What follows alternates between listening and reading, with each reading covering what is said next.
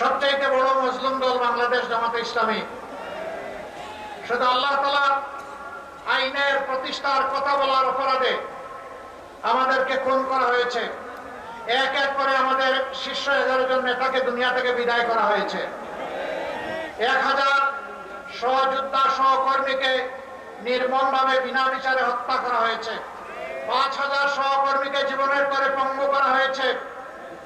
50 লক্ষ ভাই বোনদের বিরুদ্ধে মামলা দিয়ে শিশু থেকে বৃদ্ধ তাদেরকে বারবার জেলে পুরা হয়েছে।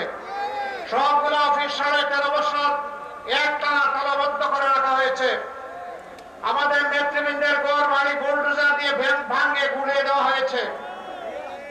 শেষ পর্যন্ত দিশাহারা সরকার আরো 2টি জঘন্য কাজ করেছিল। একটা আমাদের নিবন্ধন বাতিল করেছিল, আর শেষ পর্যন্ত আমাদেরকে নিষিদ্ধ ঘোষণা করেছিল। কিন্তু যখন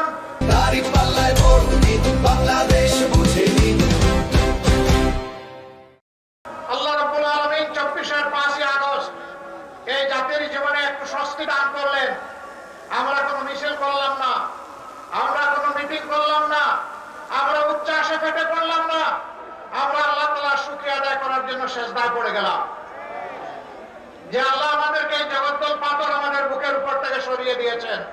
আমরা সেই মহান মনিবের শুকরিয়া আদায় করলাম।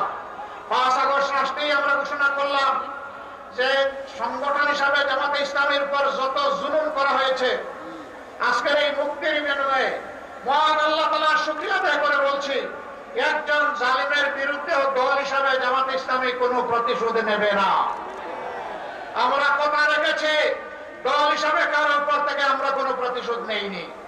তবে এও আমরা বলেছিলাম, যারা খুন হয়েছেন, আহত হয়েছেন, পঙ্গু হয়েছেন, গুম হয়েছেন, যাদেরকে ব্যক্তিগতভাবে ক্ষতিগ্রস্ত করা হয়েছে, অবশ্যই আদালতে গিয়ে ন্যায় বিচার চাওয়ার এবং পাওয়ার অধিকার তাদের আছে। যদি এরকম কেউ ন্যায় বিচার চান, আমরা তাদের পাশে দাঁড়িয়ে মজবুতভাবে তাদেরকে সমর্থন এবং সহযোগিতা দেব।